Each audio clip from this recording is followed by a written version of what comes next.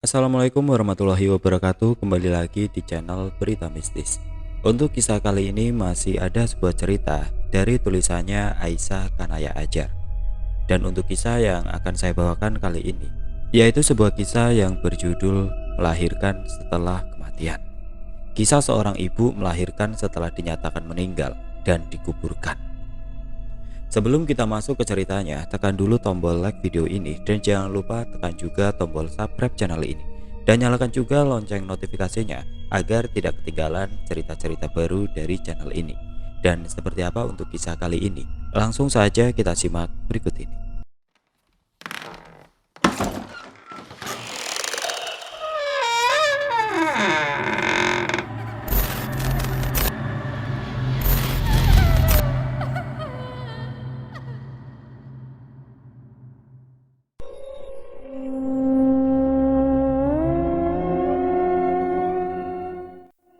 Kisah seorang ibu melahirkan setelah dinyatakan meninggal dan dikuburkan.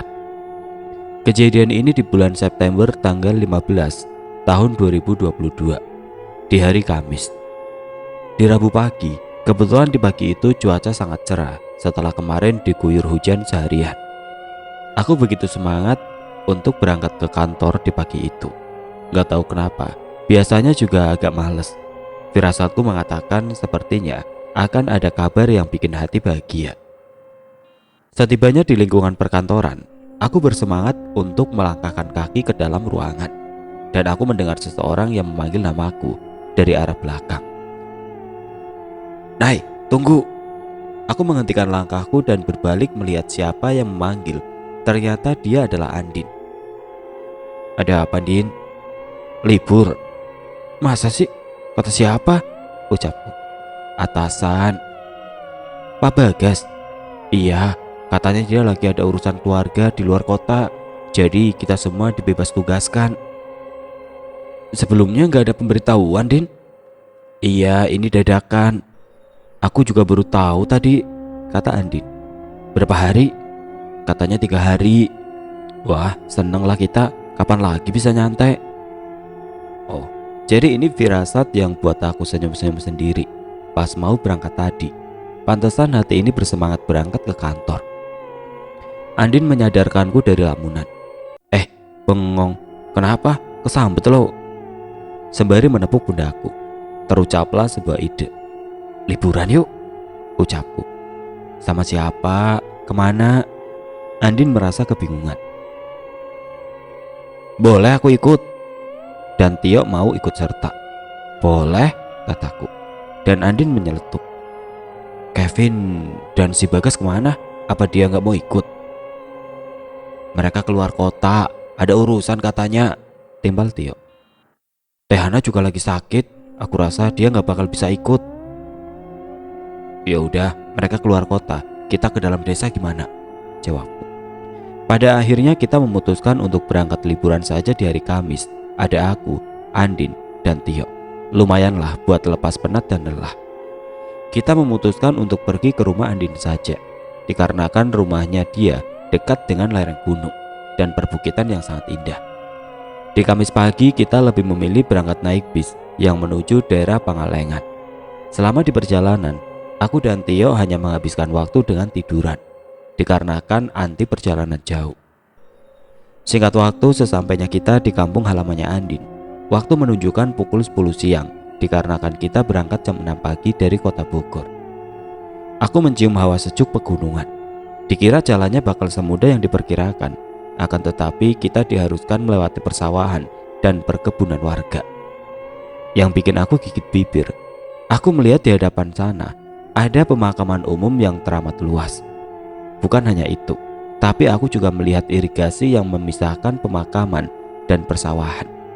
Kalau digambarkan, irigasi itu kedalamannya 3 meter dan lebarnya 4 meter. Di tengah irigasi itu terdapat jembatan kayu untuk menuju ke arah pemakaman. Bisa juga dilewati oleh kendaraan beroda 2. Setelah jarakku dekat dengan irigasi, ternyata airnya lagi keadaan surut. Ada kemungkinan kedalaman airnya cuma 1 meter saja, dan aku tidak melihat ujung dari irigasi ini. Sebelum aku berangkat, aku mencoba menutup sebagian mata batinku dulu. karena aku gak mau liburan kali ini menjadi kacau gara-gara demit yang barbar. Dikarenakan temanku Rahayu gak selalu bersamaku, jadi aku harus berusaha sendiri untuk melawan rasa kaget, dan sebisanya aku berserah diri kepada Sang Ilahi. Semoga Allah senantiasa selalu melindungi hamba-hambanya. Walau gak tertutup dengan sempurna, tapi lumayanlah. Setelah kita melewati persawahan, kita terus berjalan di samping irigasi. Aku melihat di depan sana ada pertigaan yang dimana ada pos rondanya. Kita melewati pos itu dan masuk ke dalam gang sempit yang hanya bisa dilewati oleh satu motor saja. Walaupun kaki sudah lelah setelah melewati gang itu, aku disuguhkan pemandangan yang luar biasa indahnya. Terpampang jelas di hadapanku gunung yang menjulang tinggi dan bukit kecil di bawahnya. Terlihat jelas perkebunan warga dari jarak aku berdiri. Masya Allah, sungguh besar ciptaanmu ya Allah. Tidak henti-hentinya aku panjatkan rasa syukur atas keindahan yang terlihat oleh mataku. Singkat cerita, kita lanjut jalan ke rumahnya Andin terlebih dahulu. Kebetulan dari arah gang itu, kita berjalan lurus diperkirakan 20 meter melewati jalan setapak yang masih berupa tanah. Di samping jalan berjejer pohon bambu yang terlihat sangat rindang daunnya. Pada saat melewati rimpunan bambu itu teramat sejuk tapi menyeramkan bagiku. Kalau di malam hari seperti apa ya? Tidak dapat aku bayangkan, pasti menyeramkan. Sekitar jam 11 siang pada akhirnya kita sampai juga di rumahnya Andin dan disambut oleh ibundanya Andin dengan sukacita. Kita memperkenalkan diri dan meminta izin menginap untuk beberapa hari ke depan sampai masa cuti berakhir. Dan alhamdulillah kedua orang tua Andin menerima kami dengan sangat baik. Pada akhirnya kami disuruh bersih-bersih terlebih dahulu. Setelahnya kami disuruh makan siang bersama. Walau menunya sederhana dan seadanya, tapi terasa nikmat dikarenakan rasa kepeduli dan bisa berkumpul bersama. Setelah makan siang, kita bertiga sempatkan waktu untuk beristirahat sejenak. Aku dan Andin tidur berdua di kamar dan Tio di ruang tamu. Singkat cerita, aku terbangun karena aku mendengar suara yang teramat berisik. Aku melirik ke arah Andin yang waktu itu lagi tidur di sampingku. Dikira dia masih ngorok, dia juga ikut terbangun. Kita penasaran keributan apa yang ada di luar. Bangunlah kita mencari tahu apa yang terjadi. Setibanya di teras rumah, aku melihat Tio yang lagi berdiri kebingungan. Aku pun mulai bertanya, "Ada apa yuk? Kok rame banget?" "Gak tahu," jawab Tio sembari mengangkat bahunya. "Tapi semua orang pada kesana. Gimana kalau kita pergi melihatnya, biar tahu apa yang terjadi?" ucap Tio. Aku menatap Andin untuk meminta persetujuan. Andin hanya menganggukkan kepala saja, arti setuju. "Ayo." "Mana sandalku? Tungguin." Si Andin malah sibuk mencari sandal yang gak ketemu. Pada akhirnya dia memakai sepatu dan bergegas menyusul kami yang sudah terlebih dahulu meninggalkannya. Setibanya di lokasi yang sudah ramai orang, aku melihat pemandangan yang tidak biasa. Ada seorang pria yang lagi ngamuk di pelataran rumahnya. Kalau diperkirakan dari umurnya sekitar 30 tahunan. Pot bunga dan pohon kecil yang dekat dengannya menjadi sasaran amukan orang itu, sembari menjerit, teriak, dan menangis. "Apa yang telah terjadi?" gumamku. Saking penasarannya, aku pun mulai bertanya kepada seorang ibu yang lagi berdiri di dekatku. "Assalamualaikum. Maaf bu, ini ada apa ya? Kok sampai segitunya?" "Waalaikumsalam. Neng ini siapa?" "Saya temannya Andin bu." "Oh si Andin. Itu Neng, ngamuk karena gak rela ditinggal meninggal sama istrinya yang lagi hamil besar." "Innalillahi wa inna ilaihi rojiun," ucapku. "Siapa yang gak sedih Neng? Ibu yang lihatnya juga ikut sedih dan merasa prihatin. Malahan sudah lama dinanti kehamilannya, pas udah waktunya lahiran malah meninggal." "Emang sudah berapa lama mereka menikah bu?" "Begini Neng, si Yayan nikahnya udah 5 tahun. Baru ini istrinya bisa hamil. Tapi yang namanya umur, rezeki, jodoh, mati, gak ada yang tahu Neng." "Makasih ya bu atas informasinya," ucapku. Neng, tunggu. Neng teh orang mana? Ibu mah baru lihat meniklis pisan. Aku pun menimpali sembari tersenyum. Dari kota Bogor, Bu. Seketika pandanganku teralihkan dengan kedatangan Pak Ustadz yang sedang menghampiri Mang Yayan dan memberikan wejangan dan nasihat supaya mau mengikhlaskan almarhumah istrinya. Setelah dibujuk, akhirnya Kang Yayan mau berhenti teriak dan mencoba untuk ikhlas. Singkat cerita, waktu itu pukul 5 sore, di mana jenazah sudah dimandikan dan dikafani. Orang yang ditugaskan untuk menggali makam sudah memberitahu kalau sudah selesai. Pak Ustadz menyarankan untuk segera bergegas menyolati si mayit sebelum maghrib dikarenakan malam ini malam Jumat Kliwon. Kebetulan aku gak ikut proses itu semua karena aku gak mau bertemu mereka, sosok yang tidak kasat mata. Lebih baik aku menghindar, hanya itu yang aku bisa. Kepinginlah sehari saja tanpa diganggu mereka. Tio dan juga Andin mereka mengikuti proses pemakaman sampai selesai dan aku sendirian di rumah. Tapi pada akhirnya aku pun diganggu juga. Sedih banget. Samar-samar aku mendengar suara yang memanggil namaku. Nay, Nay, aku tahu kamu bisa lihat kami semua. Suara itu terus memanggil namaku sembari cekikikan. Duh, berisik Tan, gak ada kerjaan aja lo. Hobimu cuma ganggu orang aja. Sekali-kali kau jadilah ustazah. Kan udah cocok sama bajumu yang syar'i. Dapat pahala juga kan Tan? Itu setan malah makin ngeledek, ketawanya makin kencang, bikin telinga sakit. Aku pun dibikin gelagapan dan dibikin merinding disco. Aku mencoba tutup telingaku pakai bantal, sampai pada akhirnya aku dikejutkan oleh kedatangan Tio dan Andin. Weh, lagi ngapain? Kamu kok sembunyi di balik bantal? Tahu nih, emang kamu kenapa Nay? Dan Tio pun ikut bertanya. Aku mencoba mengalihkan pertanyaan mereka. Gimana proses pemakamannya? Lancar? Ya sepertinya sih, walau pasti mayit mau dimasukkan ke liang lahat, Kang Yayan sempat ngamuk dan histeris sampai jatuh pingsan. Aku hanya terdiam menyimak cerita dari Andin. Apa bayinya juga ikut meninggal? Kan usia kandungannya sudah 9 bulan, ucapku. Kata Bu Bidan, bayinya sudah meninggal duluan di dalam kandungan. Setelahnya ibunya nyusul, timbal Andin. Ibunya menderita penyakit komplikasi Nay. Aku dan Tio berucap, masa? Ya itu yang aku dengar. Andin pun menyauti. Setelahnya terdengar berkumandang azan maghrib. Kami bertiga menghentikan obrolan sementara. Setelahnya Andin berucap, apa kamu mau ikut ke rumahnya Kang Yayan Nay untuk mengadakan pengajian? Maaf lagi dapat, kataku. Oh ya sudah, biar aku sama Tio saja yang ke sana. Ibu sama bapak kemana Din? Aku rasa mereka juga ada di rumah Kang Yayan Nay. Berarti aku sendirian lagi dong di rumah. Dan mereka berdua pun mengangguk. Nasib kok gini amat ya, gumamku. Waktu menunjukkan pukul 8 malam. Orang rumah belum juga pulang dari rumah Kang Yayan. Pada akhirnya aku beranjak keluar rumah menghirup udara sejuk di malam hari. Terlintas sebuah keinginan untuk jalan-jalan pada malam itu, sembari menghirup udara sejuk di malam hari. Langkah demi langkah aku telusuri jalan yang berbelok, mengarah ke arah gang sempit dan tidak terasa sudah berada di tempat irigasi berada. Serasa aku tidak sadar dengan langkahku sendiri, akhirnya aku mencoba untuk memberanikan diri untuk mendekati jembatan kayu yang sudah berada di depan mata. Baru 3 langkah aku berdiri di jembatan kayu tersebut. Aku melihat sosok wanita yang sedang berjalan menghampiriku dari arah pemakaman. Sosok itu penampilannya masih kelihatan samar-samar.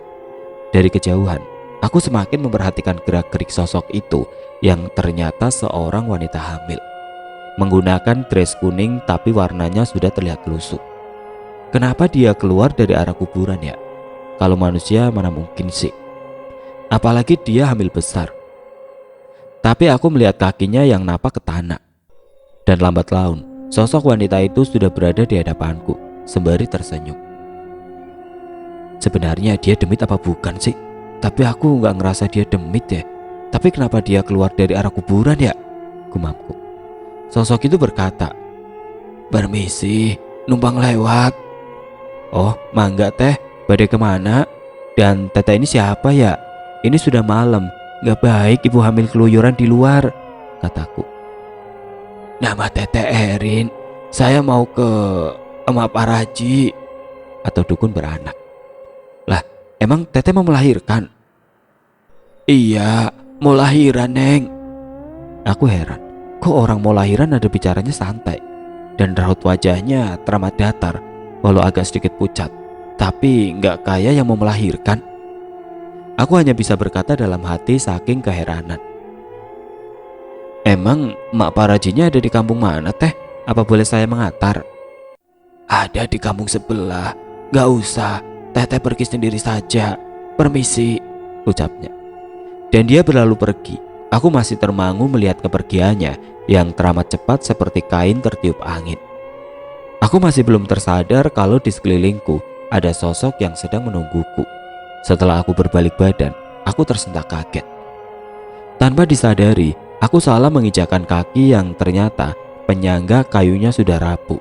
Pada akhirnya aku pun berguling ke dalam irigasi yang cukup dalam itu. Biar. Untunglah nggak ada bebatuan besar di aliran irigasi ini. Ya walaupun begitu membuat sikut dan lututku terluka. Terdapat luka lecet dan sedikit berdarah, tapi cukup membuatku meringis menahan perih. Aku berusaha untuk bangkit dan mencari sesuatu supaya aku bisa naik ke atas. Tapi sayang, dinding irigasi ini cukup tinggi. Aku berusaha tidak menghiraukan penampakan di depanku sesosok pocong yang mukanya hancur gosong, bentuknya sudah enggak karuan, dengan sorot mata berwarna merah. Aku merasa mual dengan aroma dari sosok itu, bau gosong bercampur bau bangkai. Pocong itu seolah mengejekku yang sudah basah kuyup. Sosok itu hanya menggerakkan badan ke kiri dan ke kanan, dan kepalanya yang terus bergeleng dengan perlahan. Sampai sini, gimana gak terkejut? Pas berbalik sudah berhadapan dengan wajah pocong dengan jarak 3 jengkal dariku. Cong, dasar bejikur lo, kaget gua. Tiap lihat muka lu, Cong, gua selalu apes bawaannya. Mau tak tampol pakai sendal, biar kamu juga merasakan apa yang kurasa, Cong. Aku hanya bisa menggerutu. Yang bikin aku gak kuat nahan bukan penampakan di hadapanku, tapi rasa dingin yang sudah menusuk sampai ke tulang. Seketika aku mendengar suara orang. Akhirnya ada bapak-bapak yang aku rasa lagi pada ngeronda. Aku mencoba memanggil bapak-bapak tersebut untuk membantuku. Kang, Akang, tolongin bantu aku, Kang. Dan terdengar suara yang berbisik. Kang Maman, denger gak? Kayak ada yang minta tolong. Jangan-jangan demitnya Kang Tejo. Di mana ada demitnya Kang Maman? Di pohon kali. Ini malam apa? Kang Tejo baru ngeh kalau malam ini adalah malam Jumat Kliwon, dan aku pun berteriak sekali lagi. Woi, denger gak sih? Aku di sini terjatuh di selokan irigasi. Tolongin. Duh, gak kuat nih, dingin banget. Aku yang menahan rasa dingin, tubuh sudah menggigil hebat, mulut sudah kemelatuk.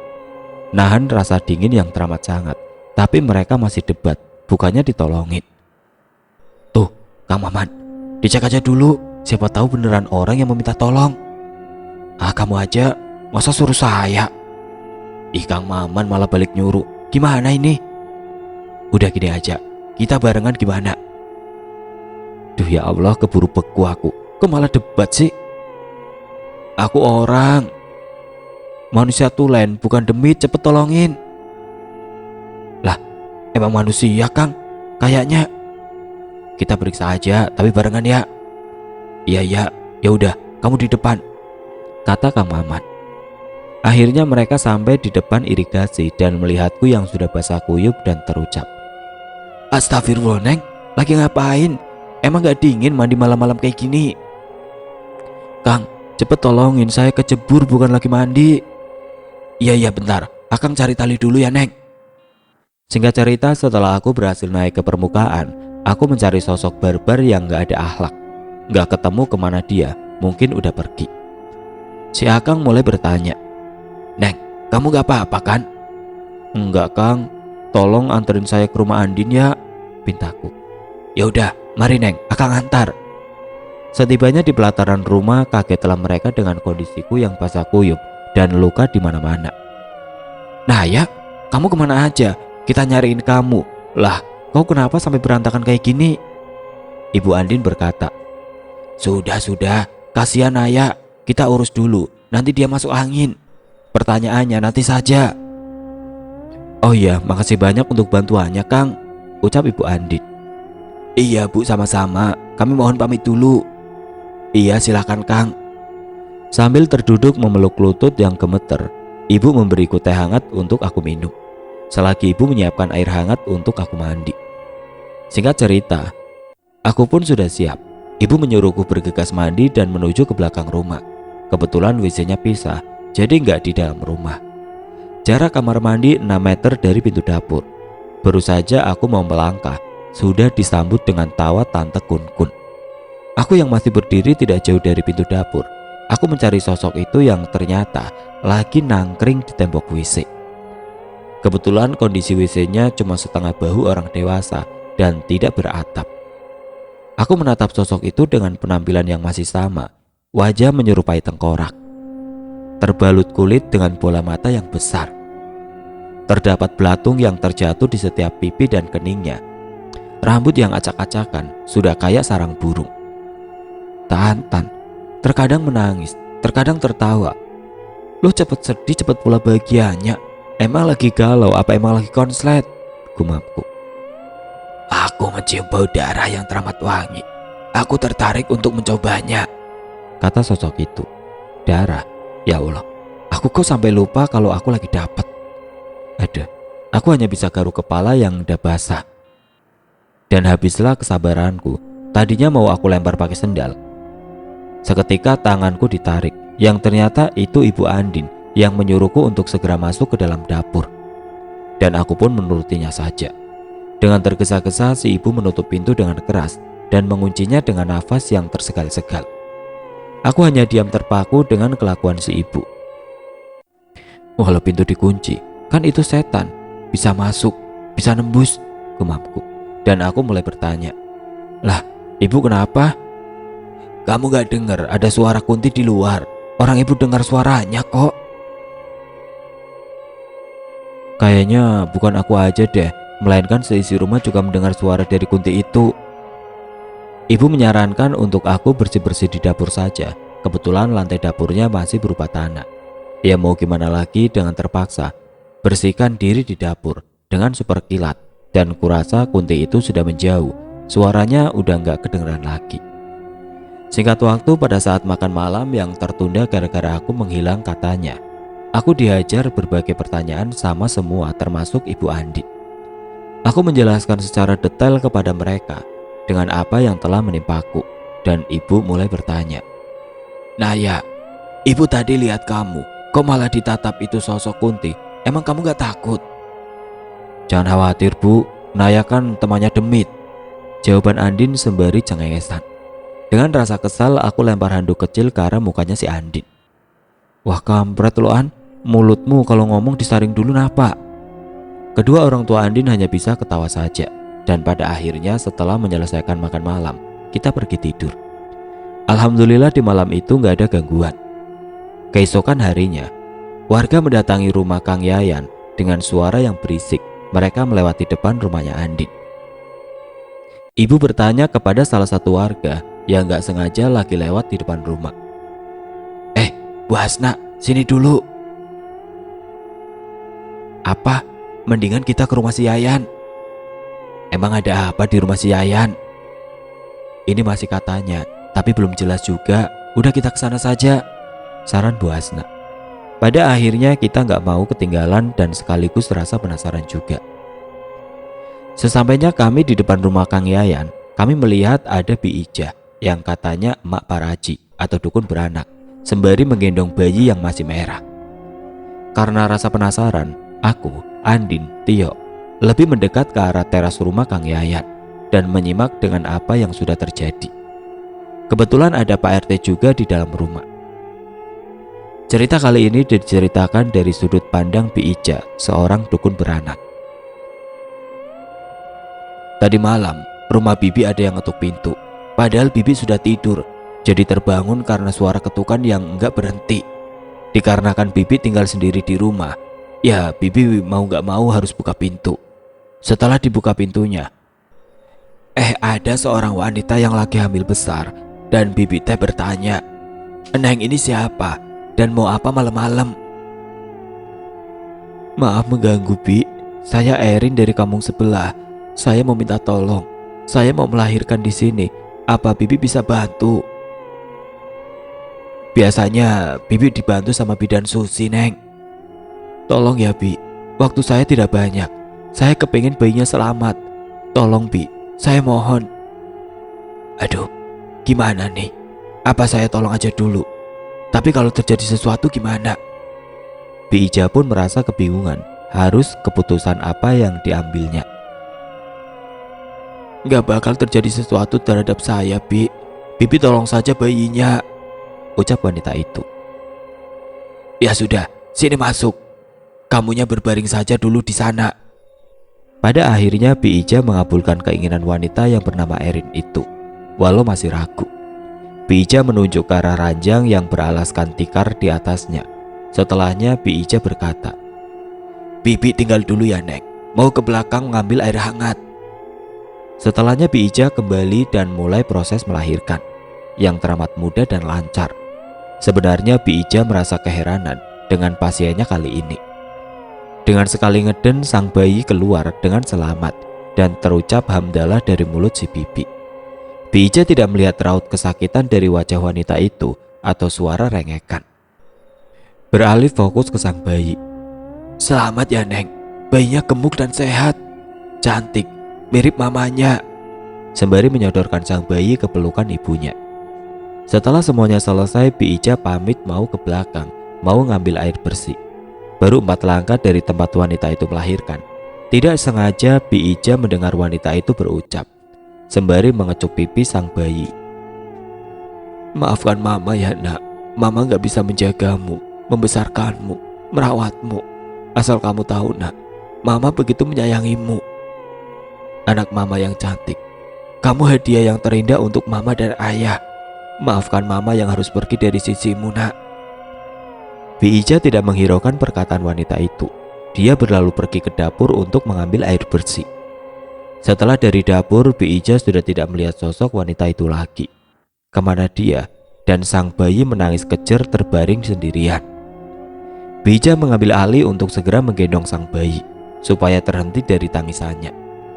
Bayi ini seakan merasakan kesedihan yang teramat sangat. Bi Ija berusaha untuk menenangkan sang bayi, tapi selalu gagal. Setiap dicoba tidak membawakan hasil.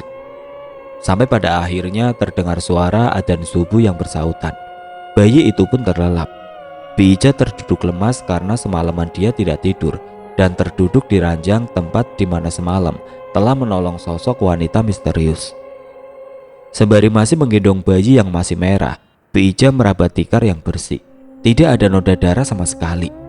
Dan tanpa disengaja, Bi Ija menemukan sebuah KTP dan sepucuk surat, yang dimana KTP itu tercantum atas nama Yayan Supriyadi. Di keesokan hariannya, Bi Ija beserta bayi yang ada di gendongan mendatangi alamat yang tertera di KTP, yang ternyata berada di desa sebelah. Sudah tanya sana sini, pada akhirnya ketemu alamat yang dituju. Dan sekarang Bi Ija berada di sini, ingin memberikan bayinya ke Kang Yayan. Semua warga yang menyimak hampir tidak percaya atas apa yang dikatakan Bi Ija. Dan terdengar desas-desus dari warga yang mengatakan, "Masa bangkit dari kubur hanya untuk melahirkan? Iya bener kan, baru saja kemarin sore di kuburnya. Ih, kok serem ya, jadi merinding aku." Itu yang aku dengar dari mulut warga. Aku sempat teringat kejadian semalam yang menimpaku, yang dimana aku bertemu dengan sosok wanita yang datang dari arah kuburan, yang katanya mau melahirkan.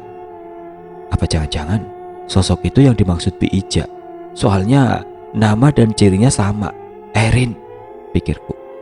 Aku masih melihat Kang Yayan terdiam terpaku, melihat sang bayi yang masih digendongan Bi Ija. Dengan gesit Bi Ija menyodorkan bayi ke arah Kang Yayan. Kang Yayan berucap, "Bi, jangan bohongin saya. Istri saya baru meninggal kemarin sore. Tanah kuburannya masih basah. Dan itu tidak mungkin." Bi Ija kembali merangkul bayi yang sudah mulai menangis. "Baiklah, Bibi tidak akan memaksa. Tapi sebelum Bibi pergi, coba dibaca dulu surat yang Bibi temukan berserta KTP ini. Siapa tahu bisa jelasin ini semua. Pada akhirnya Kang Yayan mau menerima surat tersebut dan mulai membacanya. Seketika pecah tangis dari Kang Yayan setelah selesai membaca surat tersebut dan meminta bayi untuk digendong oleh Kang Yayan. Warga termasuk aku yang menyaksikan momen haru itu bertanya-tanya apa yang tertulis di surat itu. Kang Yayan berkata, "Iya, ini anakku Pak RT, anak kami berdua. Anakku belum saatnya meninggal dan almarhum Erin diizinkan untuk kembali ke alam dunia, hanya sekedar melahirkan anak kami yang masih diberikan kehidupan. Subhanallah walhamdulillah, puji syukur kepadamu ya Allah. Tiada yang mustahil di dunia ini. Kalau Allah sudah berkehendak, maka terjadilah." Singkat waktu kami kembali pulang ke rumahnya Andin untuk membahas perjalanan liburan kita. Dan aku menolak untuk pergi. "Lah, kenapa Naik?" ucap Tio. "Lemes badanku, perutku rasanya gak enak banget. Kalian aja deh yang pergi." "Kok bisa? Kita periksa yuk," ucap Tio lagi. Dan Andin menjawab, "Penyakit wanita mau dibawa ke dokter." "Lah, emang selalu seperti itu ya?" Tio menimpali. "Aku gak apa-apa, kalian pergi saja. Nanti aku minum air hangat, pasti agak baikan." "Bener nih kita tinggal, jadi gak seru deh," jawab Andin. "Soalnya ibu sama bapak lagi di ladang. Apa bener kamu mau ditinggal di rumah sendirian?" "Iya bawel, udah sana. Kita berdua pergi dulu ya. Bye Naya." Aku terkulai lemas di kasur sembari miring ke kanan sambil menahan perut yang teramat sakit. Ada seseorang yang memelukku dari arah belakang sembari memegangi perutku yang sakit. Tercium bau harum yang menenangkan dan aku membiarkan. Sosok itu memelukku dan rasa sakit perlahan berkurang. Aku berbalik ke arah sosok yang masih memelukku. Begitu dekat jarak kami, cuma 2 jengkal, wajah kami saling bertemu tatap. Aku menatap bola mata yang indah, wajah yang tidak asing lagi bagiku. Wajah yang tampan yang selalu membuatku, susah untuk dijelaskan. Dia tersenyum manis dan terucap, "Apa masih sakit perutnya?" Aku cuma menggelengkan kepala. Dia malah semakin tersenyum, memperlihatkan deretan gigi putihnya dan mengelus pucuk kepalaku. Tidak terasa aku pun terlelap. Setelahnya aku gak ingat lagi. Aku pun terbangun setelah mendengar ada seseorang dari arah dapur. Kurasa ibu lagi masak, soalnya tercium bau harum. Pada akhirnya aku pun terbangun untuk menghampiri ibu yang lagi masak. Siapa tahu butuh bantuan. Setibanya aku di pintu dapur, ternyata bukan ibu, tapi dia. "Kamu sudah bangun Naik?" ucapnya. Aku tidak menggubris ucapannya, tapi malah memperhatikan masakan yang sudah terhidang di atas meja. Aku terheran-heran dapat bahan untuk masak dari mana. Jangan-jangan dia mencuri. Tidak sadar dengan lamunanku pipiku dicubit gemas. Dan dia bilang aku tidak mencuri. "Lah terus kalau nggak nyuri, ini dari mana semua masakan yang tersaji di meja?" ucapku. "Aku yang masak lah," katanya. "Sejak kapan kamu pandai masak?" "Jangan ngeledek, walaupun aku setengah jin, aku juga punya ibu manusia. Aku belajar dari dia." "Oh, dan aku cuma Ria. Terus beli bahannya duit dari mana?" Seketika dia tertawa sembari berkata, "Sorry, aku ambil duit dari tasmu." "Apa? Uangku?" Dan aku hanya bisa manyun. Iya, nanti aku ganti. Masakan sudah terhidang. Sini, cicipi dulu." Aku menghampirinya untuk mencicipi masakan yang tersaji.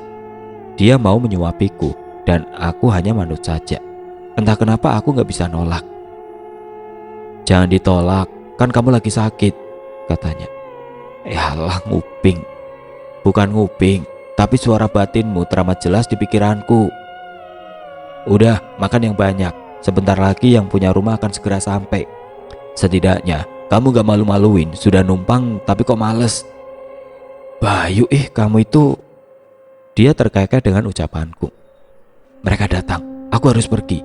Jaga dirimu baik-baik." Sembari mengelus kepalaku dan tersenyum. Sekejap mata dia menghilang dari pandangan dan pintu dapur pun terbuka. Ibu Andin berucap, "Masya Allah, Naya, ini semua kamu yang masak?"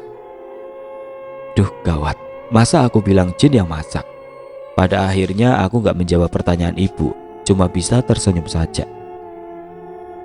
Oh, Andin dan Tio kemana, Nay? Mereka jalan-jalan, Bu, bentar lagi juga pulang. Singkat cerita, waktu menunjukkan pukul 3 sore. Aku lebih memilih duduk di depan teras, menunggu mereka pulang. Dan pada akhirnya, mereka pun baru tiba di depan rumah. Nah ya, kok di luar? Gimana? Apa masih sakit perutnya? Alhamdulillah udah baikan. Kita harus segera balik ke Bogor. Lah kok dadakan sih? Bukankah hari Senin kita masuk kerja? Aku tidak menimpali perkataan Andin. Seketika HP dia berbunyi, lalu Andin pun mengangkatnya. Setelahnya dia menjadi kesal. Gila, baru aja kita mulai ngerasa senang mau liburan panjang. Pak Bagas nyuruh kita balik, ada tugas katanya. Udah gak aneh, timbal Tio. Terus kita balik sekarang nih ceritanya. Bukan, lebaran soang baliknya, cipik Andin. Kayaknya dia kesal dan aku hanya terdiam sembari tersenyum melihat mereka yang uring-uringan. Akhirnya jam 5 sore kita mulai bergegas pulang. Firasatku udah gak enak nih. Semoga saja aman selamat sampai tujuan. Di waktu surup kita mulai melewati rumpun bambu. Dan benar saja, di kejauhan aku melihat sorot mata merah menyala yang sedang memperhatikan kami, yang lagi berjalan melewati persawahan dan perkebunan warga. Tercium bau lumpur sawah yang baru dipijak. Tanpa aku sadari, sosok genderuwo sudah berada di belakang Andin. Dan yang pertama melihatnya adalah Tio, sampai dia terjatuh di kubangan lumpur. Dia teriak ketakutan. Aku pun melihat apa yang Tio lihat. Sosok itu mau memegang bahu Andin dan si Andin terdiam mematung. Sebelum itu terjadi, sebuah cahaya menghantam sosok itu sampai terpental dan Andin pun jatuh tidak sadarkan diri. Serentak aku menangkap tubuh yang hampir nyungsep ke kubangan lumpur, sementara Tio meringkuk ketakutan dengan kondisi yang sudah kotor. Aku teriak meminta tolong. Akhirnya ada beberapa orang yang membantu. Aku meminta untuk diantarkan kembali ke rumahnya Andin. Setibanya ibu merasa shock dengan apa yang telah terjadi dan bertanya, Andin kenapa, Nay? Nanti aku ceritain, Bu. Kita bawa masuk saja dan kamu Tio, lebih baik kamu mandi dulu. Nay, gua takut. Lo tahu kan gimana kondisi kamar mandinya? Bapak Andin pun berucap, biar bapak yang antar. Duh maaf Pak, jadi ngerepotin. Akhirnya aku ceritain semua dengan apa yang telah terjadi. Bapaknya Andin menyarankan besok pagi aja kita kembali ke kota Bogor, dikarenakan kampung ini masih wingit. Beliau pun bercerita secara gamblang tentang asal-usul kampung yang sekarang ditempati sampai terkenal wingit. Insya Allah, di lain kisah Naya akan membahasnya.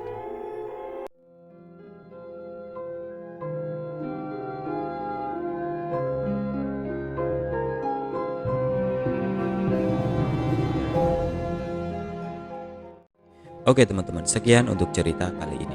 Bagaimana menurut kalian tentang kisah ini? Tulis komentar kalian di kolom komentar. Dan bagi teman-teman yang punya pengalaman horor dan pengen dibawakan di channel ini, nanti teman-teman bisa hubungi kontak admin yang nanti saya sertakan di kolom deskripsi. Dan buat teman-teman yang baru bergabung, jangan lupa untuk like, komen, share, serta subscribe channel ini. Dan nantikan kisah-kisah horor berikutnya tetap di channel Berita Mistis. Wassalamualaikum warahmatullahi wabarakatuh.